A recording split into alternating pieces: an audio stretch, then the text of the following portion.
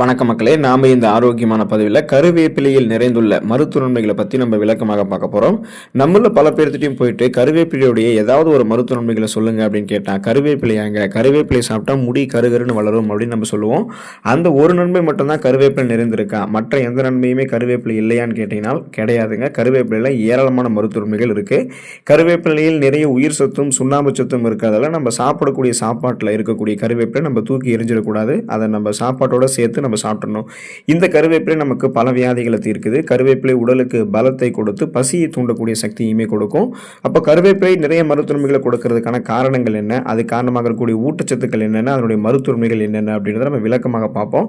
அதை பற்றி பார்க்கறதுக்கு முன்னாடி இந்த வீடியோவுக்கு மட்டும் ஒரு லைக்கை கொடுத்துட்டு இந்த தகவலை உங்களுக்கு தெரிஞ்சவங்களுக்கும் ஷேர் பண்ணிடுங்க. ஏன்னா இது அவங்களுக்கும் பயனுள்ளதாக இருக்கக்கூடிய ஒரு ஆரோக்கியமான பதிவு தான். இது போன்ற அப்டேட்ஸ்கள் நீங்கள் தொடர்ந்து பார்க்கறதுக்கு நம்மளுடைய ஹெல்த் நியூஸ் தமிழ் சேனலை மறக்காம சப்ஸ்கிரைப் பண்ணி வச்சுக்கோங்க.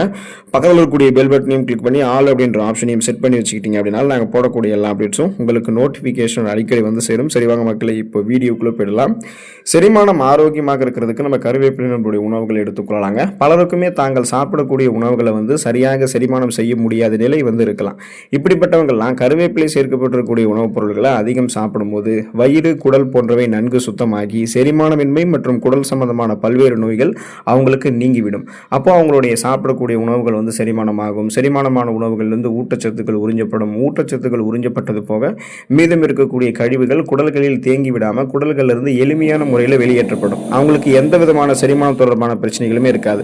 சீரற்ற குடல் இயக்கம், கடுமையான மலச்சிக்கல், வயிற்று வலி, வாயு பிரச்சனை, வயிற்று உபசம், வயிற்று பொறுமல், இது மாதிரி எதுவுமே இருக்காது. சாப்பிடக்கூடிய உணவுகளை செரிக்க வைத்து மீதம் இருக்கக்கூடிய கழிவுகளை வெளியேற்றி ஒட்டுமொத்த செரிமான மண்டலத்தையுமே ஆரோக்கியமாக வைக்கிறதுக்கு கருவேப்பிலை எடுத்துக்கணும். கருவேப்பிலை செரிமானத்தை எப்படி மேம்படுத்துதுன்னா அதில் வளமான அளவில் ஃபைபர் என்று சொல்லக்கூடிய நார்சத்து இருக்கு. அதனால தான் அது செரிமானத்தை நமக்கு ஆரோக்கியமாக வைக்குது.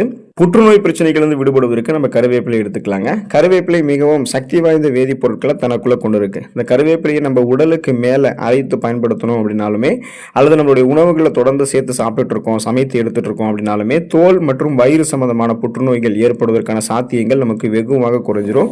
உடல் உள்ளுறுப்புகளில் அடிக்கடி நமக்கு ஏற்படக்கூடிய இந்த ஃப்ரீ ரேடிக்கல்ஸ் அப்படின்ற அந்த தீங்கு விளைவிக்கக்கூடிய செல் பரவல்களால் ஏற்படக்கூடிய இந்த புற்றுநோய் தாக்கம், அந்த புற்றுநோய்கள் வந்து எதுவுமே ஏற்படாமல் தடுக்கிறதுக்கு கருவேப்பிலை நம்ம எடுத்துக்கொள்ளலாம். ஸோ அப்போ வந்து தோள்களில் அரைத்து பூசணும் அப்படின்னாலும் அரிப்பு, சொறி, சிரங்கு, படை, இந்த மாதிரி நிறைய தோல் நோய்கள், ஸ்கின் டிசீஸும் இருக்காது. ஸ்கின் கேன்சர், தோல் புற்றுநோய் நமக்கு வந்தால் வராது, அதை சரி பண்ணிக்கலாம். அதுபோல் உடல் உள்ளுறுப்புகளிலுமே புற்றுநோய் செல்கள் தாக்காத வண்ணம் புற்றுநோய்களிலிருந்து விடுபடுவதற்கு நம்ம கருவேப்பிலையை பயன்படுத்தலாம்.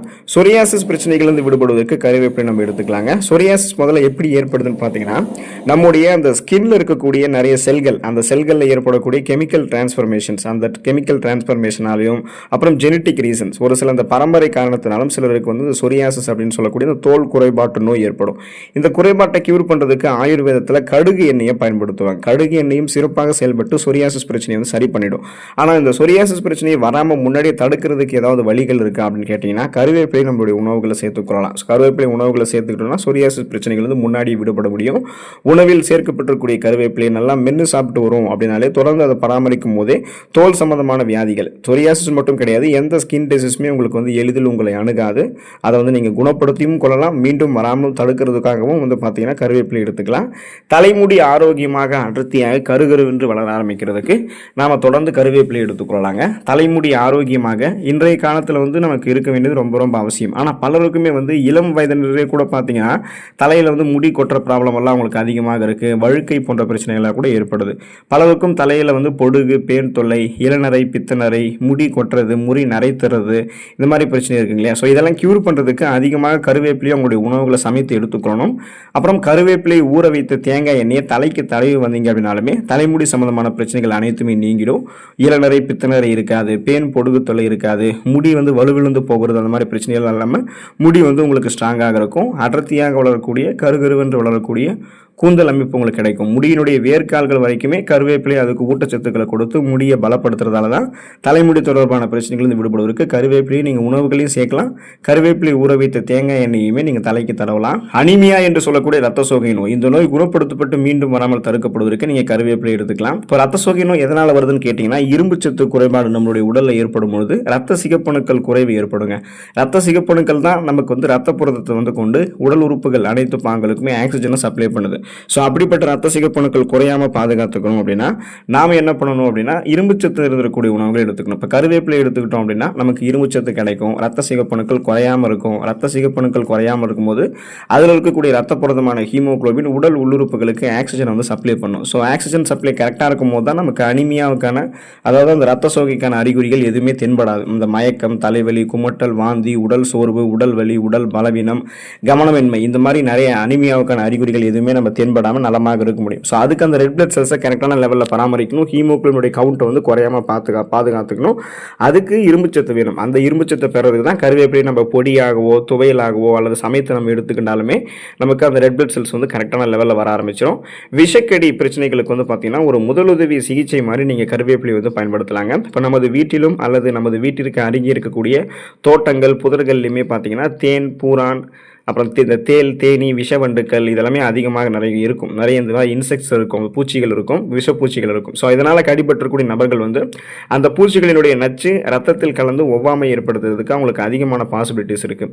ஸோ இந்த மாதிரி பூச்சி கடிச்சிச்சு அப்படின்னா உடனடியாக சிறிது கருவேப்பிலை இலைகளை நீங்கள் மென்று சாப்பிடும்போது இந்த மாதிரி விஷ ஜந்துக்களினுடைய கடியால் உடலில் பரவக்கூடிய நச்சுக்களை வந்து முறிக்கலாம். அதுக்காக அந்த பாம்பு கடி இருக்கும்போதும் கூட நம்ம கருவேப்பிலை வந்து எடுத்துக்கொண்டு அந்த விஷத்தை வந்து முறிச்சிடலாம் நினைக்காதீங்க. இப்போ பாம்பு கடி இருக்கும்போது அது அலர்ஜி ஏற்படாமல் தடுக்கிறதுக்கு தான் அது வந்து நீங்கள் பண்ணணும். உடனே வந்து இந்த விஷக்கடி எதுவாக இருந்தாலுமே நீங்கள் கருவேப்பிலை வந்து சாப்பிட்ட உடனே மருத்துவரை வந்து சந்திக்கணும்.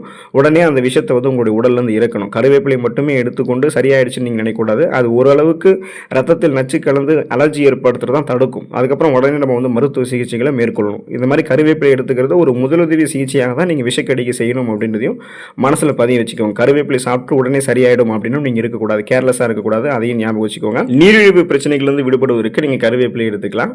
நீரிழிவு அப்படின்னு சொல்லக்கூடிய அந்த சுகர் ப்ராப்ளம், சர்க்கரை வியாதிக்கு சிறந்த மருந்தாக கருவேப்பிலை இருக்குங்க. அதுக்கான காரணம் என்னன்னா கருவேப்பிலையில் வந்து கசப்பு தன்மை அதிகம் இருக்கு, நார் சத்து இருக்கு. ஸோ இது உடனே நீங்கள் சாப்பிட்ட உடனே சீக்கிரத்திலேயே செயல்புரிந்து உங்களுடைய ரத்தத்தில் கலந்து ரத்தத்தில் இருக்கக்கூடிய சர்க்கரையினுடைய அளவு வந்து கட்டுக்குள்ளே கொண்டு வந்துடும். கருவேப்பிலை இலை பொடியை தொடர்ந்து நீங்கள் சாப்பிட்டு வரீங்க அப்படின்னா வெகு விரைவிலேயே நீரிழிவு உங்களுக்கு கண்ட்ரோல் ஆகிடுங்க. ஸோ உங்களுடைய பிளட்ல சுகரோட அளவை கண்ட்ரோல் பண்ணிக்கிறதுக்கும் நாளடைவில் அந்த சுகர் ப்ராப்ளத்திலிருந்து நீங்கள் விடுபடுவதற்குமே கருவேப்பிலை வந்து எடுத்துக்கொள்ளலாம். ஒருவேளை உங்களுக்கு வந்து சுகர் ப்ராப்ளம் இல்லை, இனிமேலும் வரக்கூடாது, ஆரோக்கியமாக இருக்கணும் அப்படின்னு நினைச்சாலுமே கருவேப்பிலை நீங்கள் எடுத்துக்கலாம். கல்லீரல் ஆரோக்கியமாக இருக்கிறதுக்கு நீங்கள் கருவேப்பிலை எடுத்துக்கொள்ளலாங்க. ஃபர்ஸ்ட் கல்லீரல் வந்து எப்படி பாதிக்கப்படுது அப்படின்னு கேட்டிங்கன்னா, நீங்கள் மாவுச்சத்து நிறைந்திருக்கக்கூடிய உணவுகளை தினமும் அதிக அளவு சாப்பிட்டு வரீங்க அப்படின்னாலும், தீவிர மது இருந்தக்கூடிய பழக்கம் உங்களுக்கு இருக்குது அப்படின்னாலும் ஒரு கட்டத்தில் கல்லீரல் வந்து பாதிக்கப்படும். அதாவது கல்லீரல் நச்சு கழிவுகள் அதிகமாக சேரும், கொழுப்பு படிவுகள் அதிகமாக சேர்ந்து கல்லீரல் அலர்ச்சி நோய் உங்களுக்கு ஏற்படும். ஸோ இப்படிப்பட்டவங்கெல்லாம் வந்து பார்த்தீங்கன்னா முதல்ல இந்த பழக்கத்தை வந்து விட்டு விடுங்க. அதாவது மாவுச்சத்து நிறைந்திருக்கக்கூடிய உணவுகளை அதிகமாக சாப்பிட்றது, நான்வெஜ் ஃபுட்ஸ் வந்து தினமும் அளவுக்கு அதிகமாக எடுத்துக்கிறது, மது இருந்தக்கூடிய பழக்கம்லாம் முதல்ல நிறுத்துங்க. ஸோ உங்களுக்கு கல்லீரல் பாதிக்கப்பட்டிருக்கு அப்படின்றத நீங்கள் தெரிஞ்சுக்கிட்டீங்க அப்படின்னா அந்த பழக்கங்களை நிறுத்துவதோடு தினமும் கருவேப்பிலை வந்து பச்சையாகவோ அல்லது உங்களுடைய உணவுகளில் வந்து சமைத்தும் நீங்கள் எடுத்துக்கிட்டிங்கன்னா கல்லீரலில் இருக்கக்கூடிய கொழுப்பு படிவுகள் அகற்றப்படும், நச்சு கிருமிகள் அது எல்லாமே உங்களுக்கு வந்து வெளியேறிடும். ஸோ கல்லீரலுடைய செல்கள் மீண்டும் மீண்டும் புதுப்பிக்கப்பட்டு ஆரோக்கியமான ஒரு உறுப்பாக கல்லீரல் வந்து மாறிடுங்க. மூலம் தொடர்பான பிரச்சனைகள் வந்து விடுபடுவதற்கு நீங்கள் கருவேப்பிலையை பயன்படுத்தலாம். அதிகம் காரமாக இருக்கக்கூடிய உணவுகளை தொடர்ந்து நம்ம எடுத்துக்கிறது, தொடர்ந்து ஒரே இடத்துல நீண்ட நேரம் அமர்ந்து ஒர்க் பண்ணுறது, நாள்பட்ட மலச்சிக்கல், இந்த மாதிரி பிரச்சனைகளாக இருந்துச்சுன்னா பைல்ஸ் அப்படின்னு சொல்லக்கூடிய இந்த மூலம் ஏற்படுவதற்கான வாய்ப்புகள் அதிகமாக இருக்குங்க. இந்த மூல நோயை வந்து விரைவில் போக்குவதிலும் அந்த மூலத்தினால் ஏற்பட்டிருக்கக்கூடிய புண்களை வந்து சரி பண்ணுறதுக்கும் கருவேப்பிலை சிறப்பாக செயல்படும். எனவே மூல நோய் பாதிப்பு இருக்கிறவங்கலாம் கருவேப்பிலை அடிக்கடி உண்ண வேண்டும். அந்த புண்களை வந்து நம்ம சரி பண்ணிக்க முடியும். ஸோ தொடர்ந்து இந்த அளவுக்கு நீங்கள் நன்மைகளை பெறுவதற்கு தொடர்ந்து கருவேப்பிலை உங்களுடைய உணவுகள் எடுத்துக்கொள்ளுங்கள். இதில் இருக்கக்கூடிய ஆரோக்கியமான மருத்துவ நன்மைகளை பெற்று உங்களுடைய உடல் நலத்தை பாதுகாத்துக் கொள்ளுங்கள். அடுத்த ஆரோக்கியமான பதிவில் மறக்காமல் சந்திப்போம். நன்றி மக்களே.